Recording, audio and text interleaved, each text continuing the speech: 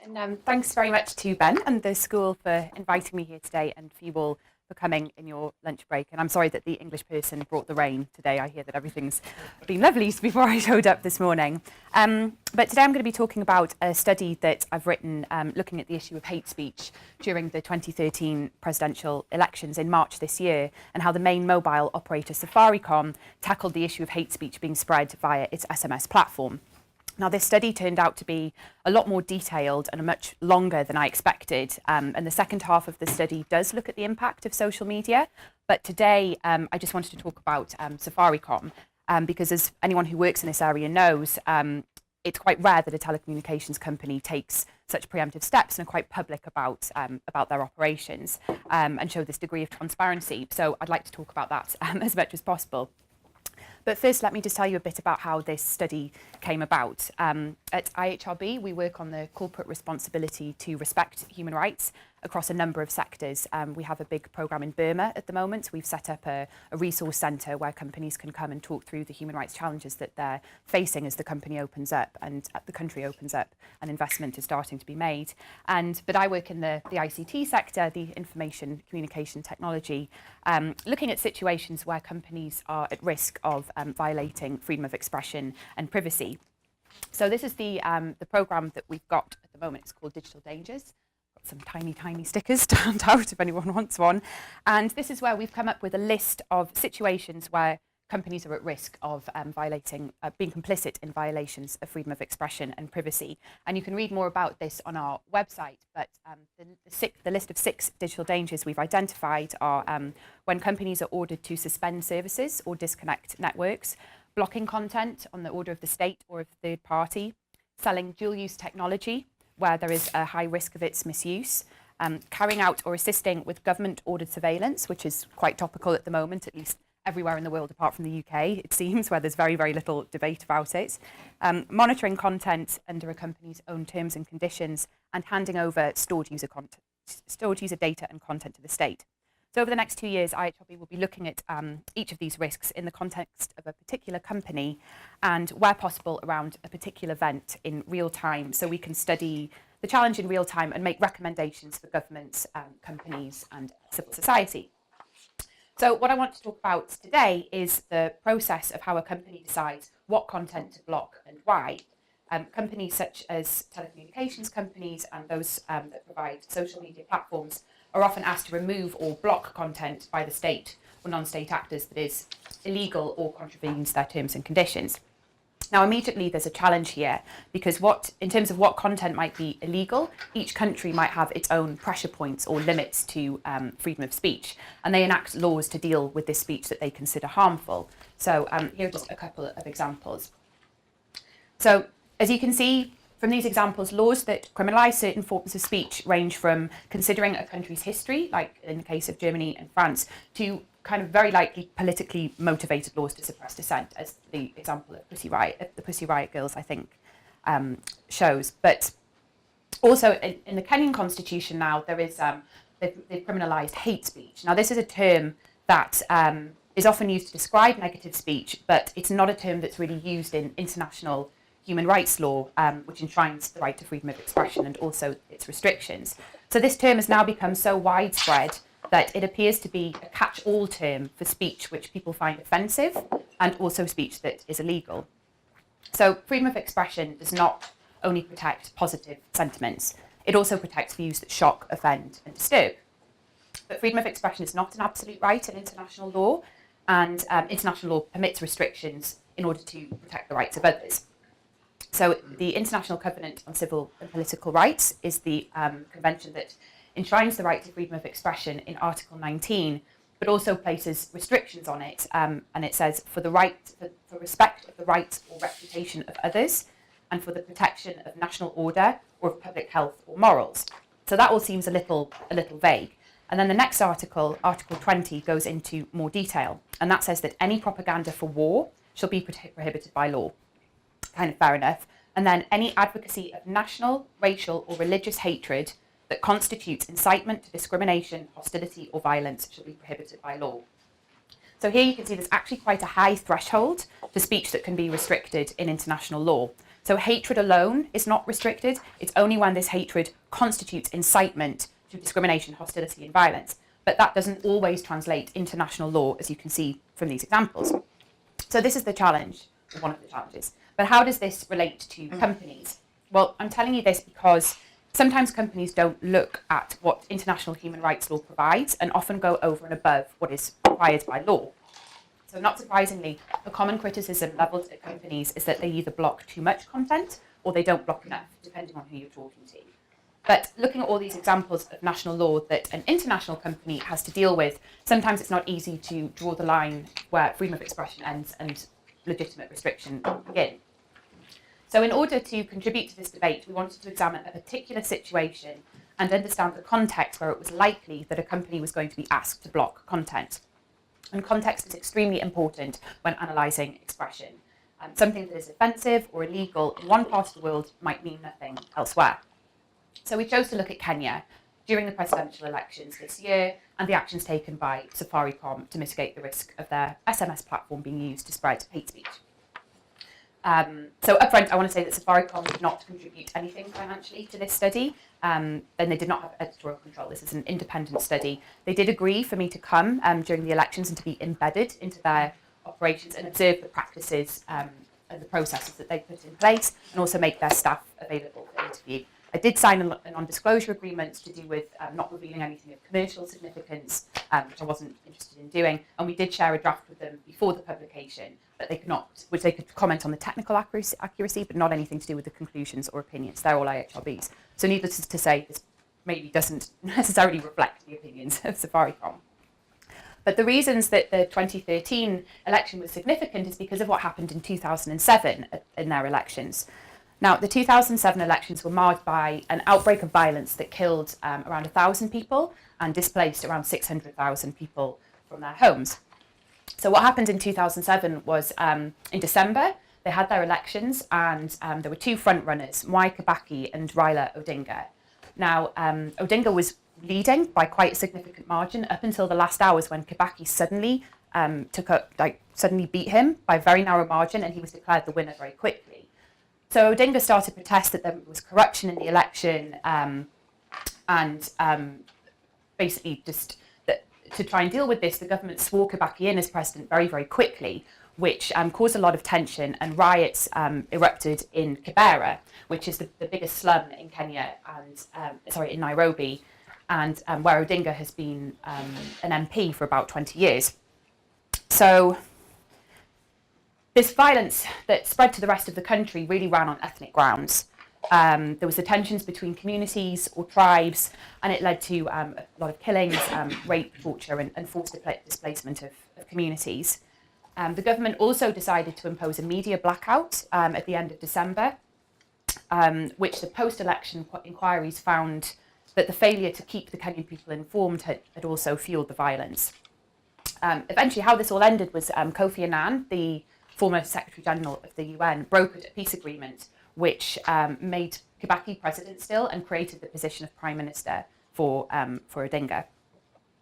So in determining how widespread hate speech was in digital communications at this time, it's quite a challenge because there's not a lot documented or available in the public domain. But the election inquiries talk of hate speech being rife on the campaign trail, and that it was fueled by politicians, and also that this hate speech made its way onto SMS and blogs. And this is just a quote from one of the reports from the Kenya National Commission on Human Rights that just basically says that the whole electioneering period was categorised by this hate speech and incitement to violence. Kenya has a very vibrant blogging community as well, and they reported struggling to contain quite a lot of inflammatory comments on their blogs. And we do have some examples of the text that were sent round. And this is a couple of examples. Now, I'm not a lawyer, but I would say that these would be examples of the kind of restrictions that international law is talking about, and which we spoke about earlier, that hatred that also constitute this incitement to discrimination, hostility, and violence. These tick quite a lot of boxes. So really, this demonstrates a worst-case scenario for companies providing these platforms, where communications intended to bring benefits are used to incite violence taking place offline. So in the wake of the violence, Kenya enacted a lot of new laws, including a new constitution that I mentioned earlier, which criminalised hate speech, but without really a definition of what hate speech actually is. The government also passed the National Cohesion and Integration Act, which gives a bit more of a definition of hate speech, but civil society are concerned about vague definitions such as stirring up ethnic hatred, and it's now widely accepted that there is a problematic constitutional definition. So we're not quite sure what's going to happen next with that. So I wanted to tell you all of this so you have a picture of the situation that was leading up to the 2013 elections. It was a very sensitive time. The violence was still fresh in people's mind, and very few people had been arrested or convicted for their part in the 2007 violence. Also, the presidential candidates, one of the presidential candidates, Uhuru Kenyatta, and his running mate, William Ruto, had been indicted by the International Criminal Court for crimes against humanity for their alleged part in orchestrating some of the 2007 violence. And spoiler alert, if you don't already know it, they actually go on to win the election. But it's important to say that in the run-up to the 2013 elections, there was a palpable will on the part of everybody that these elections would be peaceful. So billboards carried messages like, "We are all Kenyans." There was constant radio and TV advertisements. Politicians pledged that they would accept the results peacefully. And this is, I love this, this is a peace train which was painted by a number of artists and ran through the train line that cuts through Kibera, where the riot started in 2007. And also the work of Solo 7, a graffiti artist over there, who painted a lot of these slogans around the city and also Kibera. So the challenge for Safaricom was to operate amid concerns of another outbreak of violence, new untested laws, fears that text messages would again be used to incite violence, a government that hadn't clarified how it intended to enforce the law, and an expectation from the public that some action was needed to curb this violence. Also, the ICT sector in Kenya is dominated by mobile telephony. Out of a population of around 43 million, there were around 30 million mobile subscriptions, compared with around 12 million at the time of the 2007 elections. And Safaricom projected that around 2 billion SMSs would be sent in the run-up to the election, in comparison with 1 billion sent during 2007. So what did Safaricom do? Well, they knew that SMS posed a risk, but they were aware that they didn't want to play a role that wasn't theirs by infringing on privacy of users or interfering in something that kind of wasn't their place to do. But they did want to take a preemptive step. It's also interesting because even though Safaricom is 40% owned by Vodafone, it operates almost exclusively just in Kenya, and the CEO makes its decisions independently. And perhaps because of this, it's viewed as a local company and more likely to get involved in local issues. So this is in comparison with Airtel, which is Safaricom's main competitor, which is an Indian company that operates in around 17 African countries, and all major decisions need to be escalated to the head office in India. And Airtel really didn't want to talk about these issues during the elections. They really didn't want to get involved. Even afterwards, when I tried to talk to them about it, they just didn't want to know. So what Safaricom decided to do was concentrate on bulk SMS messaging. So bulk SMS is different to mass SMS or one-to-many SMSs, which involves the user sending text messages to all their contacts in their phone. That's not what bulk SMS is in this case. Bulk SMS is where a client, such as a business or a political party or the media, use this bulk SMS facility to send regular text to a large number of people who've subscribed to a particular service. So Safaricom don't sell bulk SMS directly to the person or entity wanting to send the message. There's a middleman, which is the content service provider.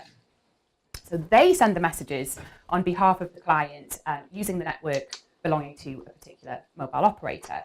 So basically, a client, such as a politician, would approach a content service provider to send a certain number of messages on a certain day and submit the content to be sent in advance.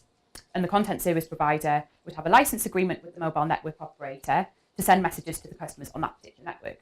Does that make sense? Okay.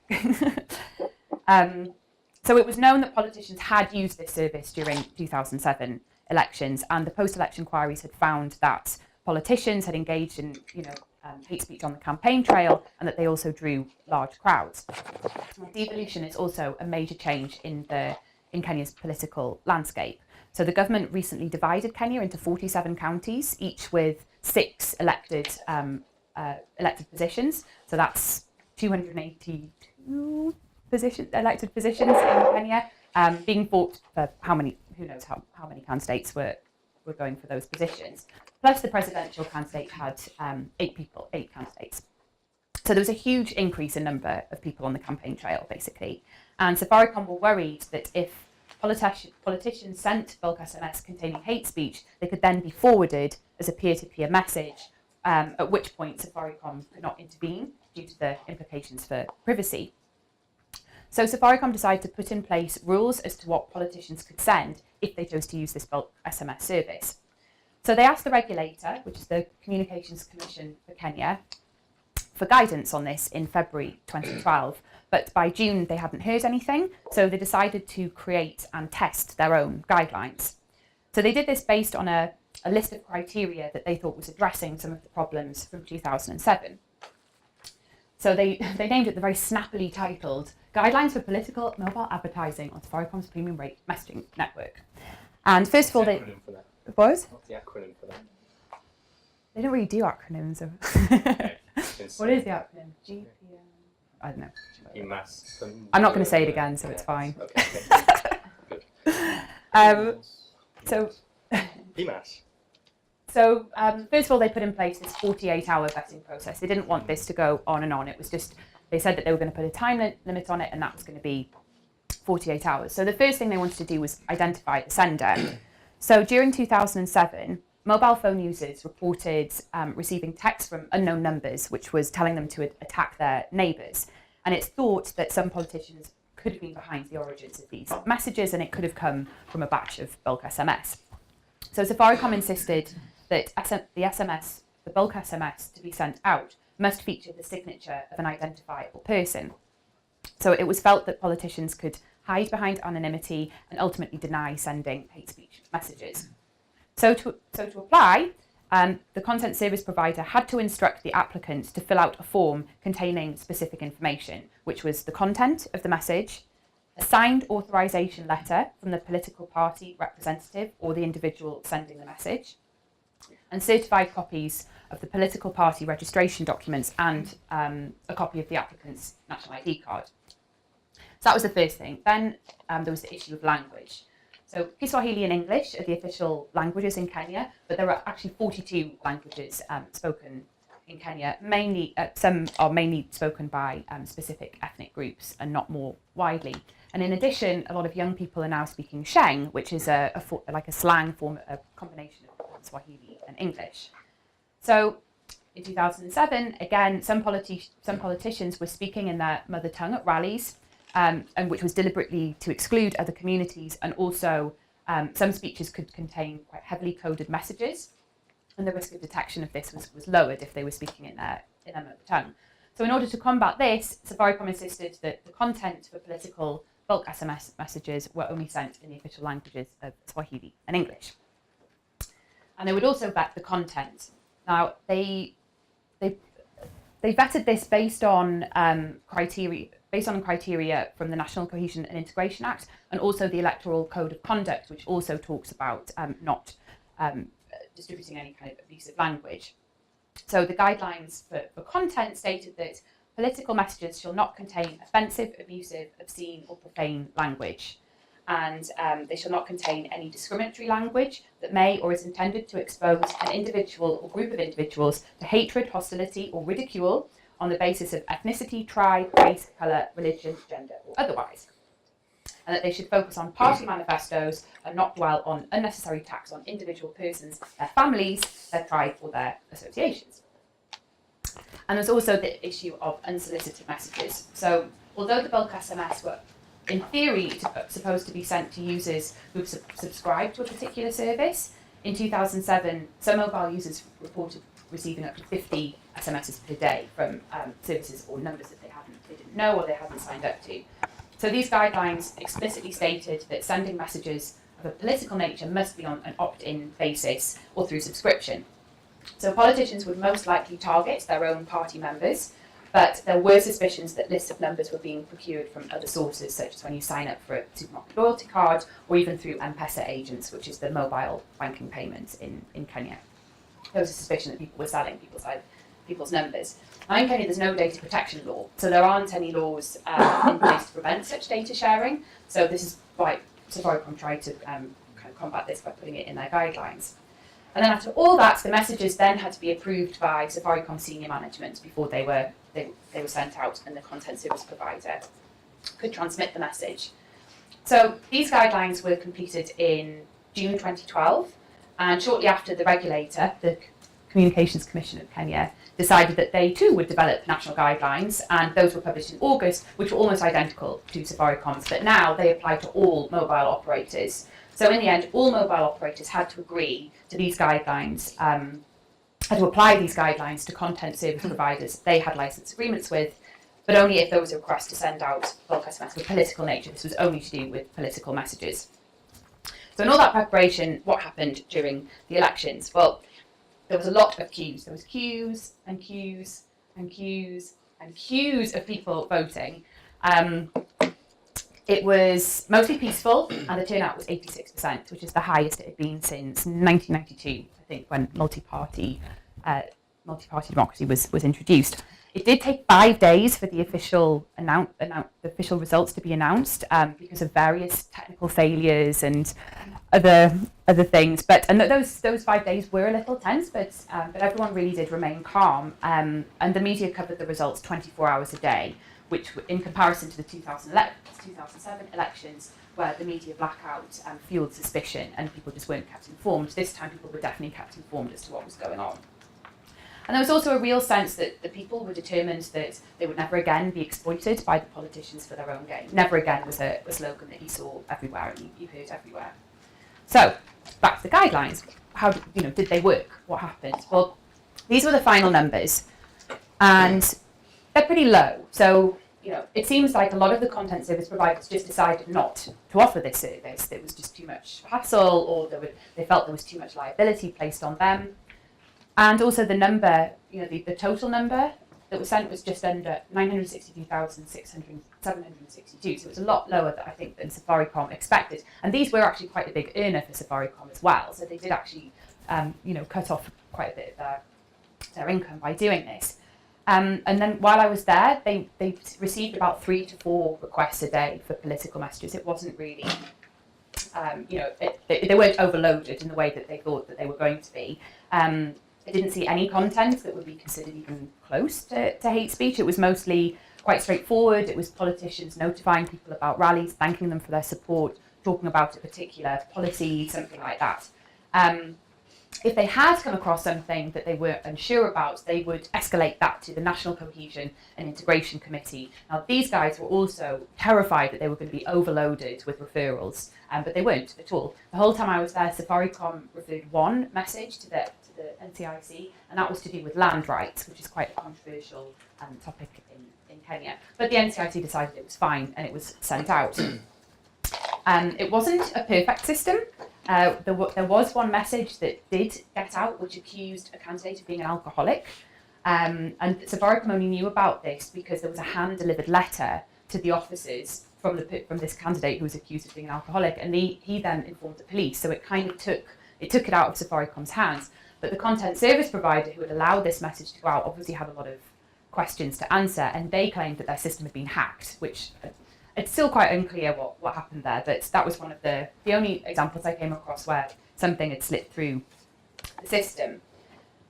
So what did the guidelines achieve in the end? Well, I think the fact that they were national guidelines as well sent a strong message to politicians that they were expected to adhere to certain standards, and that their language this time around was being scrutinised. And you could argue that what Safaricom did was a small part of a truly national effort to ensure that it was peaceful. But what I find interesting about this is that Safaricom acted off their own back. They identified the risk and tried to come up with a solution that was within their leverage. They were very careful about, thinking about privacy and the fact that they couldn't intervene with peer-to-peer messages. Some civil society criticised this whole initiative as just low-hanging fruit, meaning that they were ignoring the wider problem that might have been presented by peer-to-peer SMS. But like I say, if Safaricom had interfered with peer-to-peer messages, it would probably run the risk of violating privacy. And also what was amazing is that they agreed to release the numbers and a lot of the data, because telcos are not usually so transparent about their actions. So I think they should be commended for this, especially because the numbers are quite low. It wasn't as big a deal as they thought it was going to be, but they still, they were still proud of their initiative and still released the numbers. It definitely wasn't perfect at all. There could definitely have been more communication around how they were going to be enforced. A lot of the content service providers were really unsure about the liability that would fall on them. And there was also very little consultation with civil society groups during the development of the guidelines, which they were criticised for. And there were also some mixed messages around this as well. So in March 2012, Safaricom announced that they would start blocking bulk SMS that were originating from abroad, which basically means putting a stop to people who were buying bulk SMS from companies other than the content service providers that Safaricom had a license with inside Kenya. So, some people say this is anti-competitive. There might be trade issues, and Safaricom said they were further reducing the risk of hate speech being spread through bulk SMS. I don't know, jury's out. That's kind of outside the scope of this study. And also, after the elections, the permanent secretary for the Minister of Communications in Kenya told news reporters that mobile network operators had blocked 300,000 text messages per day. Now, it's still quite unclear what happened here. Safaricom denied this and have always maintained that they do not block peer-to-peer messages under any criteria. The government may have been saying this is a scare tactic. The permanent secretary might have been referring to SMS coming from abroad. Is it possible that that's just the 18 messages that were rejected? If you sort of quantify that up, if 68 is 900,000, then maybe 18 could be 300,000. It could be, yeah. It just sounds a lot better than saying we told 18 people to get lost. Yeah, it could be, but this was just never made clear. But in the full report, there are more examples where the government and companies, and not just Safaricom, but other companies, didn't seem to be giving out the same information. It was quite hard to clarify exactly what was going on in some respect. So, anyway, in conclusion, this is an example of one country, one company, and quite a specific context. And I'm not suggesting that this initiative would be suitable for all countries. Putting in place mechanisms to vet political content is probably not a viable option in countries where the political opposition is known to be persecuted. But in this case, it was the politicians that kind of were the problem. So, as outlined earlier, context is extremely important when dealing with restrictions on freedom of expression, and hopefully this study goes some way to reflect that. And I guess it's important to say that Safaricom had started doing their own guidelines and they were then adopted by the regulator. So this is important because Safaricom didn't want to appear like they were interfering in a role that wasn't theirs.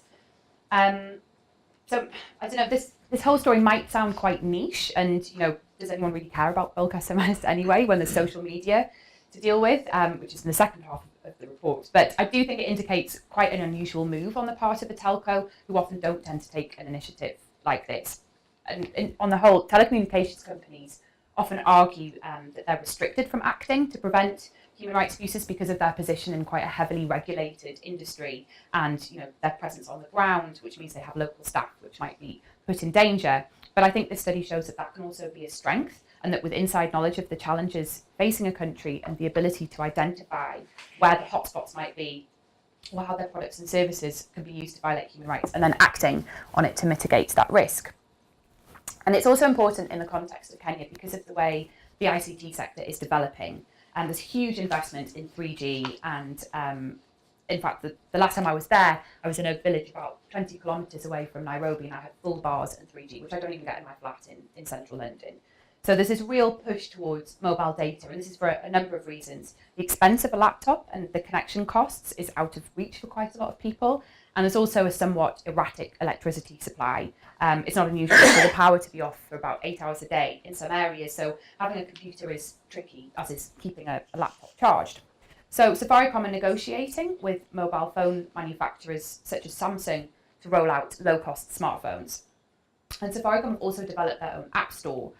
So they are moving into this position where they're offering more content. So I think it's really important that they understand the impact of or the implications of controlling or offering content, and how they might have an impact on freedom of expression and privacy. And I think this experience in the 2013 elections will hopefully mean that they'll be more prepared as the sector develops. So that's my story in a nutshell. I guess my question to you would be, do you think they did the right thing? Do you think they set the mark? Did it just not matter? Any questions? Any thoughts? Just know what you think. First of all, thank you very much. Oh, thanks.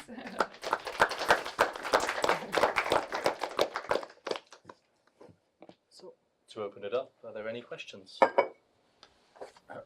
I may have missed this, but to what extent was there an agreement among the political candidates themselves? In other words, did this require some sort of consensus among the candidates?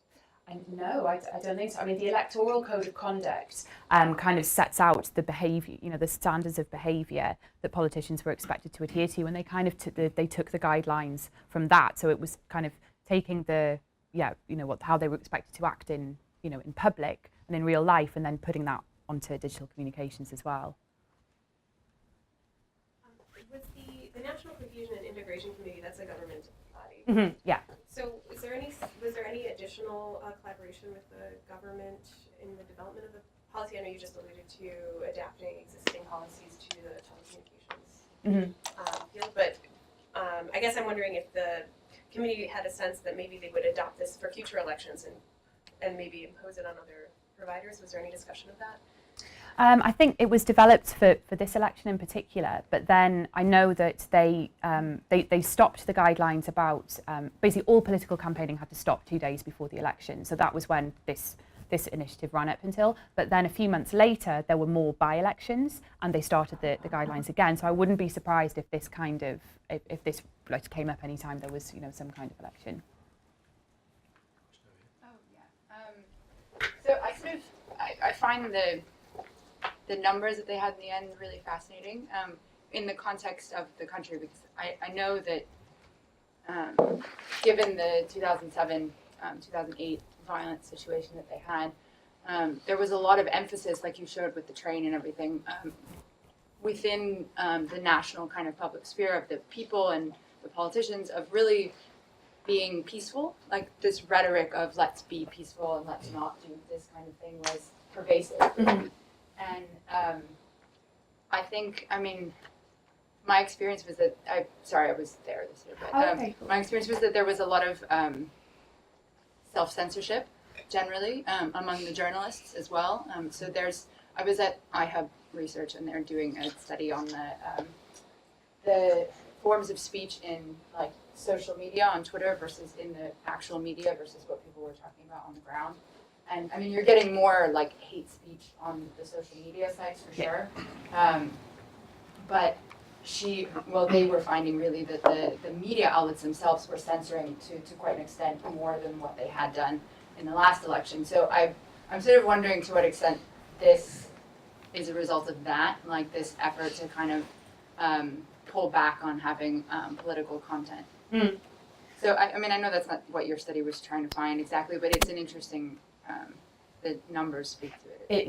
It is, and they didn't apply this to news agencies at all. It was only politicians, but the media had their own guidelines as well, which kind of came through in 2010, I think. And I think you're right. I think there was self-censorship on the part of the media, and you wonder how much they didn't report. When they say, "Oh, it was all really peaceful," you wonder how much wasn't actually reported. And then I don't know if you've seen the law that they've passed in the past couple of weeks on the new information, which is incredibly restrictive on the media. So yeah, I think I think you're right. I think it's a good point, and I think I think in future, I think you should check out the law, because I think we're going to have to. Yeah. Okay, thank you. This sort of follows up on Eleanor's point, and maybe you said this in the beginning, but you said there was about 70 requests for political messages. How does that compare to the last election? I'm wondering if that's a reduction. Was it always that low, or were people not wanting to send out any kinds of messages? Well, because there wasn't this initiative in the other elections, we don't have those numbers. So in the beginning, there wasn't a distinction between political bulk SMS and everything else, everyone else who was using it to, advertise their business or whatever. So we don't actually know is the short answer. I wish I did have those numbers, because obviously that would be really useful. I think just the fact that Safaricom thought that there was going to be a lot more is you know, the kind of best that, you know, they projected there would be a lot more sent. Please. So I've just been thumbing through your report. You have the section on kind of the role that Facebook played and how that, you know, kind of how Facebook dealt with things and kind of interaction with Facebook and also kind of, I mean, Eleanor was sort of alluding to the broader sort of media ecosystem that this was happening in. And I'm just wondering if you could talk a bit about, you know, the Facebook element. Did some hate speech that didn't happen on SMS then migrate other places? Or, Absolutely, yeah.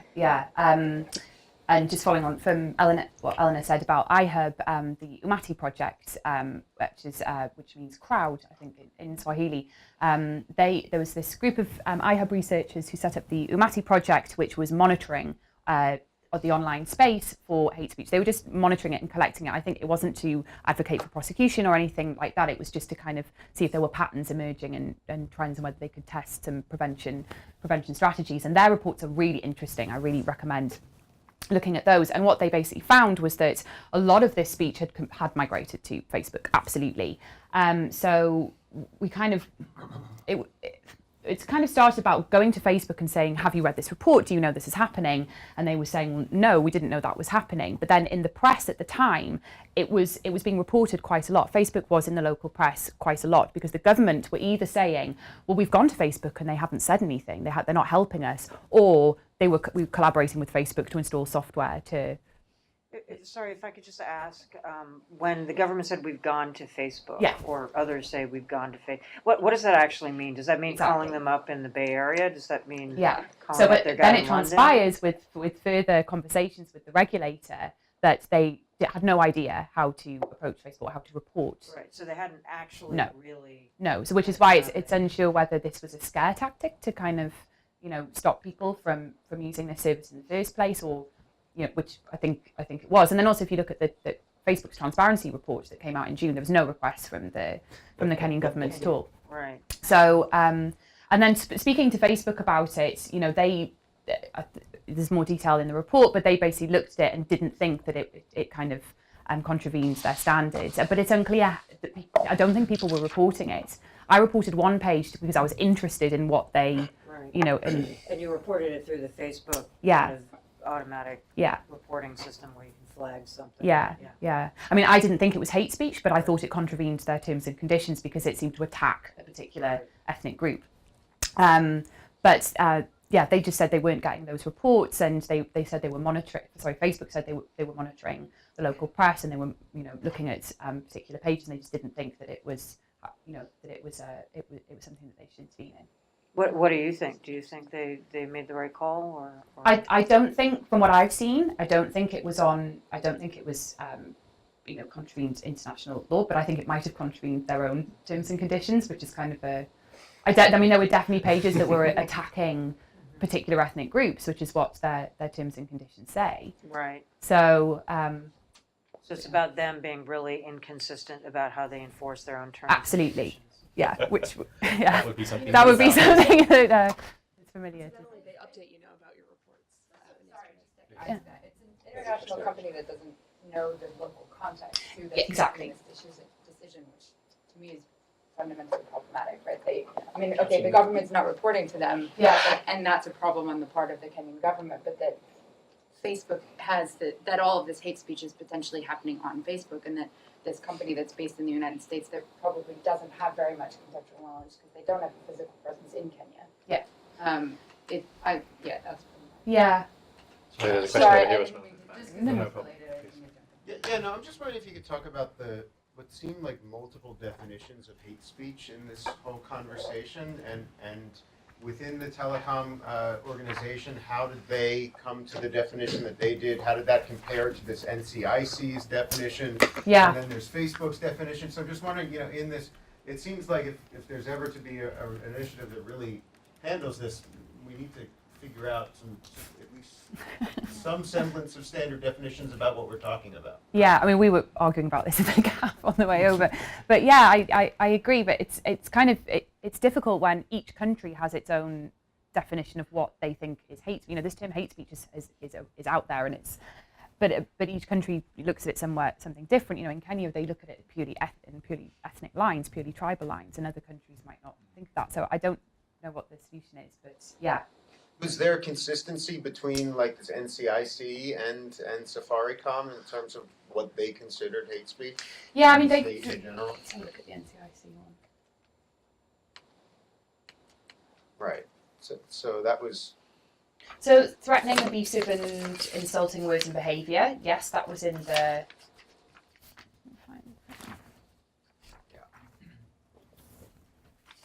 There was nothing. I mean, they didn't use terms like stirring up ethnic hatred in the guidelines. They sort of, which is problematic. They used words like threatening, abusive, or insulting, which is kind of which is aligned with with the national law.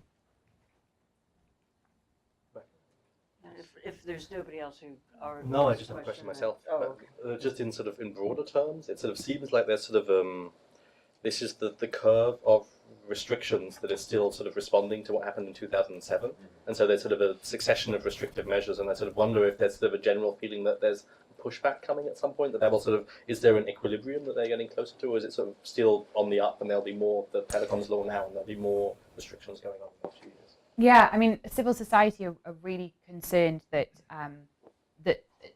everyone thinks the problem is now sorted because all of these kind of things are in place, when in fact the root causes of why people are using this kind of language hasn't been tackled. So I think there's a move towards more kind of awareness raising things, and will it get worse? I'm not sure. I mean, is there a pushback, so to say? Is there a strong pushback on sort of is there any kind of sort of, I see some of the words in there, sort of threatening you can think of, but insulting? Yeah. That it's comedy. Yeah. It's like, it could be anything, so. Now that, all of this is all being discussed quite a lot among civil society as well, and Article 19 in Kenya is absolutely amazing. Okay. And they're really, really hot on this. And, they've kind of got the government to agree that the definition in the Constitution is problematic. Using the term hate speech in the Constitution is problematic. So I wouldn't be surprised if something happened before the next elections to deal with that. Please. I know this report is not about Facebook; it's about Safaricom. But nonetheless, this is really interesting because, of course, I've been thinking a lot about what is our ask of companies, right? What are we asking them to do concretely? And the problem, kind of the scope and kind of the expectation, for a telco that is operating in the local market, it's very much rooted in a particular jurisdiction. It has relationships with the authorities. It understands the political context, and then it kind of works out the system. Is really fascinating. But then you have these global companies that don't have offices in every single country, don't have staff who remotely understand what's happening in most countries. And so I guess the question, two questions. One is, coming out of this for telecommunications companies that do have sort of national based operations, is there sort of a broader kind of set of lessons or kind of guidelines for telcos operating in, that have a national level entity, kind of what's the best way to establish a relationship with governments on dealing with these types of questions that is human rights compatible, and kind of what's the model, because this seems kind of like the basis of the case study that can help sort of develop sort of a set of guidelines that might be more kind of broadly applicable for how telcos should go about approaching these issues. So that's one thing, but then what's the ask for a global internet company, right? So what do you say to the Facebooks and the Googles and the Twitters of the world about, given that they're accessible everywhere unless they're blocked completely, how they can deal with these issues that require a tremendous amount of sensitivity to local conditions in order to come close to getting it right. Can you compare Facebook India with Facebook Kenya? Because Facebook India does have a local presence, as far as They I do know. have people, but yeah, I mean, I think there is more communication with the government, because you know, they've kind of made a choice that that's a market that they're, but I'm not quite sure how much communication, I'm not quite sure how much more direct, you know, the sort of It might more be interesting to nuanced look their at whether- responses, yeah.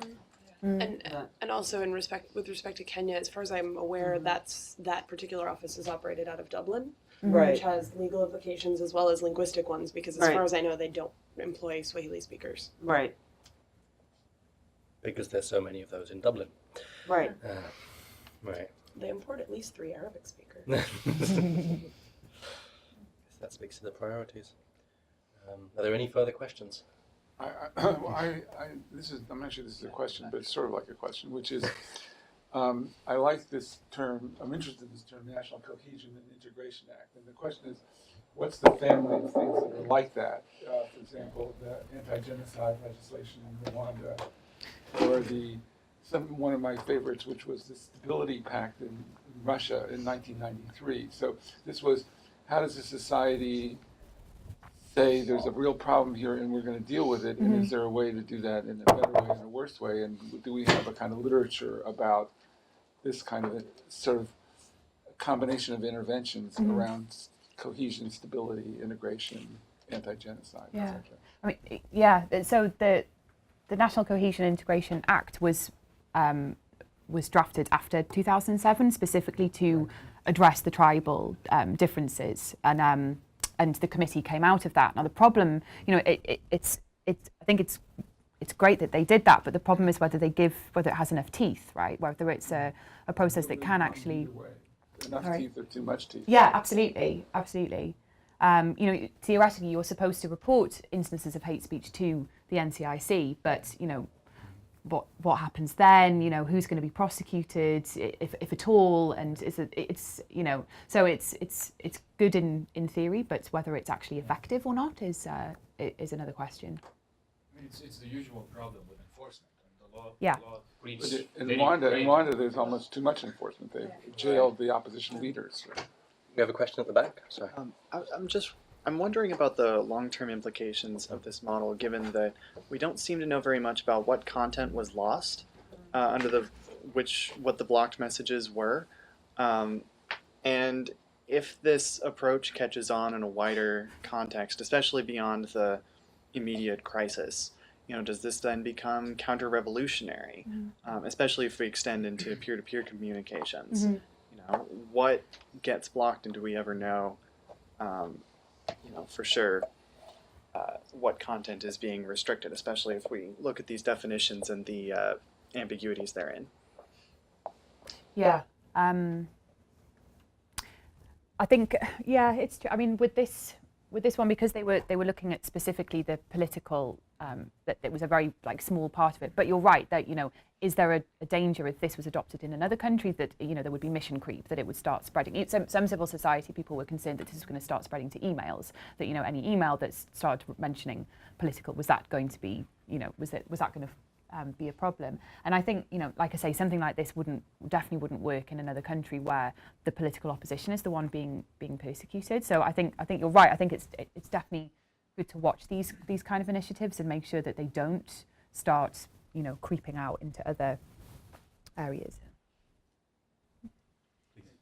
Just to go back very briefly to the discussion about what hate speech means, right? That it's in some sense. I mean, in France, for instance, they call it racist speech, right? So it's a little different. But I think, I mean, to me, the question I always ask, and I don't know the context of Kenya at all, is to what extent, when laws are enacted in this environment, there's the domestic politics and the audience, but there's also an international audience. So when you call something a hate speech law, you're sending a signal to donors, to more powerful countries that have, because you want to look good in certain respects. I mean, if you look at the anti-terror laws that have been enacted worldwide and used and abused by, you know, dozens of countries because of the Patriot Act. Basically, in some of them, they mimic the language of the Patriot Act. Yeah. So I'm wondering to what extent, you know, hate speech, you know, this kind of legislation can be an instrument for a smarter kind of repression.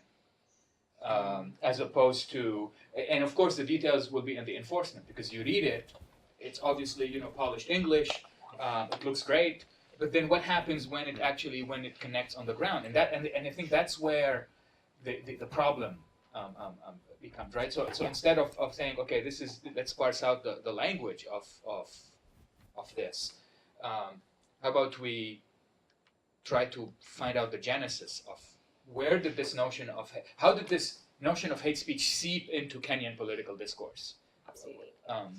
And then maybe we could see perhaps a slightly different picture. Yeah, it'll be interesting to see what happens in the next couple of years, because civil society have leapt on this and say, you know, they've now got the government to agree that using the term hate speech is problematic because it's so vague, and it also it kind of became a joke. It was like anything anybody said, it's like, oh, it's hate speech. You know, it became something that was almost meaningless, even though it was kind of in the law. You know, it just became a catch-all term for everything, and sort of became a bit of a joke. Because it echoes in an uncanny way a debate going on in Bahrain now about sectarian speech, which the government is just using to torture and put in jail people they don't like. Yeah. That's really what it is. Yeah. Right. But it's very parallel. Yeah. Right. You know, Right. I hear you speaking, and I'm hearing the examples of the discussion, saying, "Whoa, you know, this is where." That's really interesting. Just building off these last 2 points, I think earlier in this conversation we were sort of valorizing the local governance a little bit, and saying, well, the Facebook international standards, they don't understand the local context. I think in certain ways that's true, but at the same time, based on these kinds of points, we also have to look at, okay, how is the local potentially the problem or a significant problem in terms of how they're legislating what they consider quote unquote hate speech as potentially dealing with, you know, progressive movements, etc. Yeah. So yeah, there's a tension. It just makes this an even more wicked problem in a lot of ways. It's very like balanced, right? I mean, you have a situation right now where all of the players in the space have an interest in there being peace, right? They want to be the ones that like helped make sure that there was peace, all the politicians, right? So because there's that interest, and I think in a lot of ways that's why you were able to have a peaceful election, it's why the post-election violence situation was dealt with in the way that it was. So now, like, everyone at least has this common kind of interest, and I think if you had a balance in a different way, like you're saying, where you had a persecuted group, where you had the opposition was one that couldn't really, had any chance of getting in, although Odinga's group would certainly claim that. I think it's possible, like right now in their situation, because of the way that it's balanced. If the balance switches, then this, you see what I mean? Totally, yeah. So why can you explain why they feel they have a vested interest in peace and stability? Is there a sense that nobody's more powerful than the other, and therefore playing the democratic game, everybody feels they could? No, I mean I think the opposition has an argument that there isn't a chance for them to get into power because they haven't, right? It's been the same kind of, I'm speaking about it sort of delicately because it's been associated with certain ethnic groups, essentially the ruling class, right? And Odinga represented a different ethnic group, and so that was partly what led to the violent situation in 2007 and 2008. And I don't know why, like maybe you can speak to this better, if it's the way the international attention that it got afterwards, it was the nature of the violence, and that Kenyans are really quite proud about being like this great African model country that all the foreigners want to come and do work in, right? I think it's true because there's a big ICT sector, there's a lot of international interest in NGOs, like everything is there, right? So I think they take it very as a point of national pride. Yeah. To kind of ensure this peace situation, right? So I don't know. Do you have a different opinion? I think was it in 2003 when Moi was voted out, who was one of like the sort of last dictator who'd been in power for a really long time, and he was voted out. So it was the people like, oh my God, we did this. There was a huge importance placed on elections and voting, and there was a real kind of sense of hope and this kind of switch in people's psyche. So that all fell apart in 2007. So I think people then kind of had the feeling this time around that elections weren't the be all and end all. It wasn't, and because they'd been used so badly by politicians in the past, it was like, we're not going to let that happen again. I think that was my kind of sense of it as well. No, sorry. The reason I raise this issue, and maybe between you and Anna and Monroe, So I would assume that laws enacted in times of relative peace and stability tend to be more hegemonic in the sense that they tend to have purchase with most players in a political system, right? What that means, that, therefore, is that all the groups involved feel that this benefits them more than potentially harms them, which makes it interesting in the sense that maybe my initial question does not really apply in this context, right? If all of them signed on to it, that makes it more durable, but also perhaps that maybe they have ideas that I don't know, or they have ways in which they feel secure enough about possible enforcement mechanisms. But to put it another way, to respond to that easily, it's the when you're talking about Bahrain and the sort of the specific context. I think the example was very clear in the sort of the Kenyan case. Everybody feels they have something to lose if there's too much violence, and the fear of that violence is so great that you're prepared to. There was another word that was even worse than insulting in there. I think it was ridicule. Yeah. It's like that's the definition of comedy. Yeah. If you're making illegal the definition of it, sort of it's a weird thing. But an interesting comparison then to Bahrain is Tunisia, where there's many cases a similar sort of feeling of, oh my God, somebody just got shot. Why is this happening in our country? We don't want this to happen. Yeah. And so there's sort of a strong pushback, and that sounds like the Kenyan situation. I think the Kenyans really wanted something done and wanted something to happen. That sounds kind of a similar. It's an interesting question about sort of the hegemonic nature of when laws are passed. I'm not sure that it quite works as sort of uniformly, because it seems, I mean, for all of the global that we keep talking about, there's just certain specific local contexts that we can't get past here that are just extremely relevant in this situation. Eleanor may know how much international pressure was, or the international corporations, for example. You mean for the after the election, after the After election, 2008, to return to some version of I mean, normal. there was a lot of international pressure, right? Yeah. You had Kofi Annan was there. And there was, but I don't know. I think the initial end of that violence was there was a lot of international attention. There was a spotlight kind of situation. I think since then, because they've returned to a peace type of thing, there's more of a pride about it, right? And even then, there was getting anger about the injustice of the election, right? And sort of gave way to this. Okay, well, we want to be in it. We want to return to a peaceful situation. We want people to take us seriously again, I think. Is part of it. I think part of it also is that it's not just about wanting to have, it's about desperately wanting to have peace and not necessarily being proud of it, but just being scared of going back. Right. And when we did some research there, the sense was this is going to happen again. Because right now we're just faking it, and we're just terrified of it happening again. And so we'll behave well, but it's not That's why I'm interested in how That much. was the thing that I was a little worried about with this election, is that even if it went well, because of the outcome of the election, I feel like there are people who felt like it was an unjust election and then weren't saying so, right? So anybody that would have voted for Odinga, right, felt, oh, okay, again he lost, right? And why, we can't. I feel like there's on the part of those kind of actors, there's a real sense of injustice, but that it's better not to say anything. Yeah. So I see what you mean. To me, the question is, what's the relationship of coercion to voluntary thought that we need a better society? So, and this may not be coercion like putting people in jail, but it may be some coercion of the political candidates or the actors, etc. Egypt is another example of this, which is what's the pressure for stability? And how does stability manifest itself?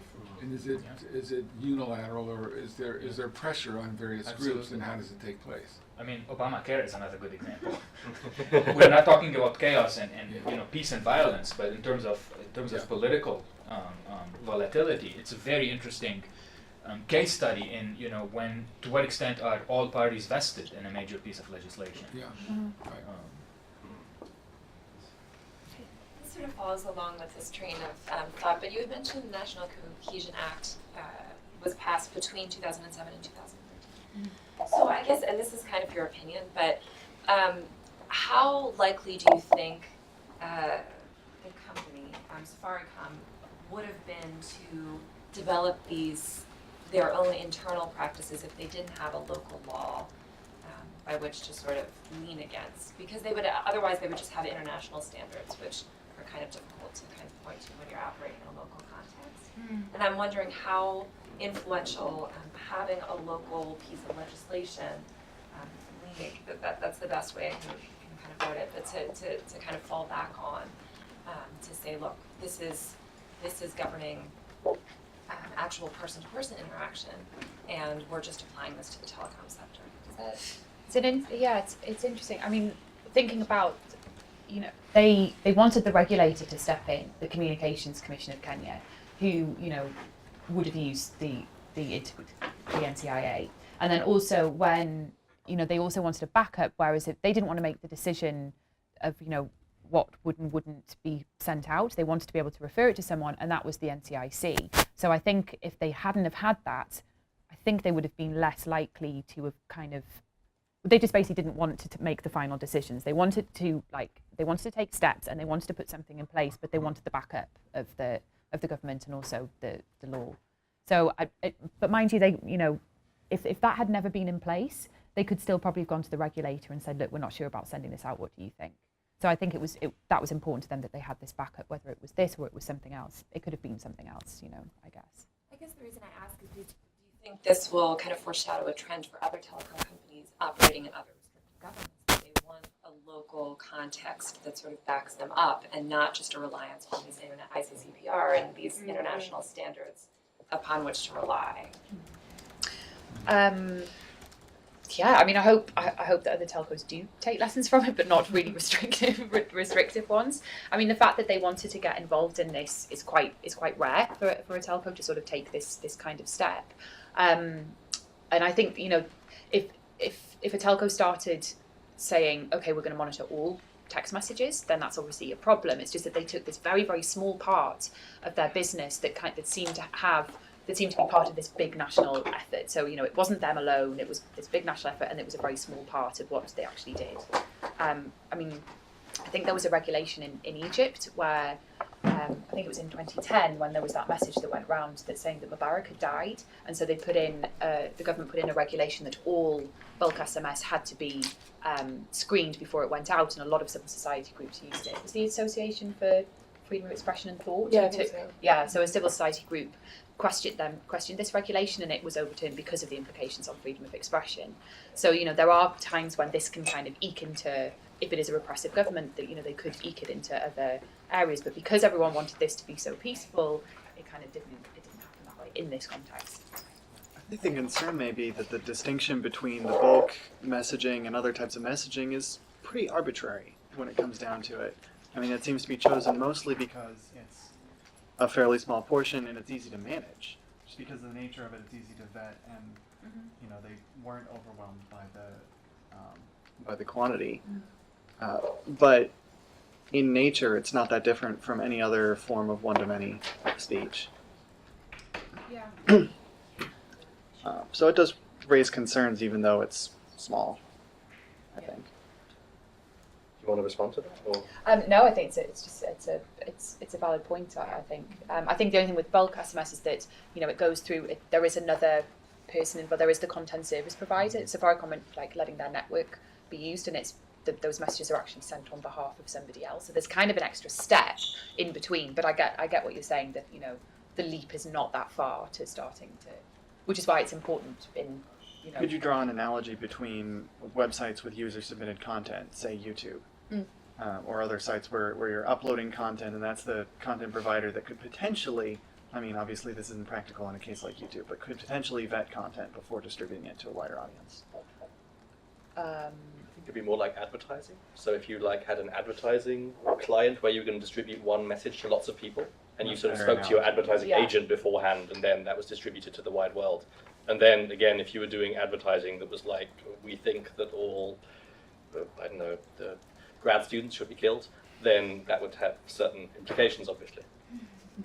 And we'd have less PhDs. So one last point, which I think is important in all of this, and it's also the reason why we invited Lucy I think this research and this project itself is so interesting, precisely because this sort of thing happens all the time. And there are many cases and contexts in which this happens around the world, but people have never heard of. So it's an extremely common phenomenon that sort of either telecommunications or internet are sort of cut off for any amount of time or vetted, or things happen, especially around election events. And we don't have enough data about this. Everybody's heard about Egypt, but apart from that, there's no sort of real substantive understanding of how does it happen, when does it happen, in which context does it happen. And sadly, the people who were discussing it have left the room, but especially the international context of this. So how does the discourse enter the country? How do people start assuming that hate speech is a good idea or a bad idea?